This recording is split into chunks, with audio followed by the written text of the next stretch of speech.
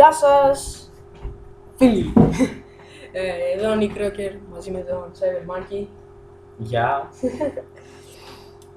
Θέλαμε να σας πούμε μια σούπερ αδικία, ξέρω εγώ, που έγινε σήμερα. Εδώ που παίζαμε PvP Στο MC PvP, Origins. στον MC Origins, έγινε βασικά κάτι. Γιατί δεν φορτώνει. Εντάξει, έγινε αυτό. Ναι, με έκαναν μπαν για 6 μέρες επειδή χρησιμοποιούσα speed game bot hacks. Δηλαδή, Πιο fail πεθαίνεις. πιο fail πεθαίνεις πραγματικά. Για 6 γραμμένες μέρες. Και ρωτάω από το account του φίλου μας Cybermonkey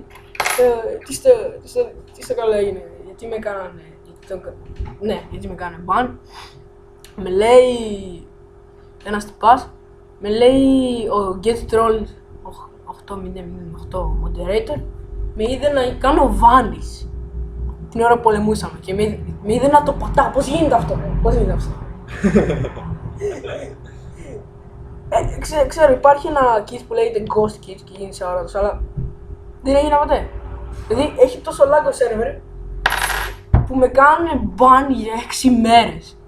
Εντάξει, δηλαδή Fail αδικία. fail, αδικία. Και ναι. Fuck! Δηλαδή, τι να πω. Ναι, αυτά.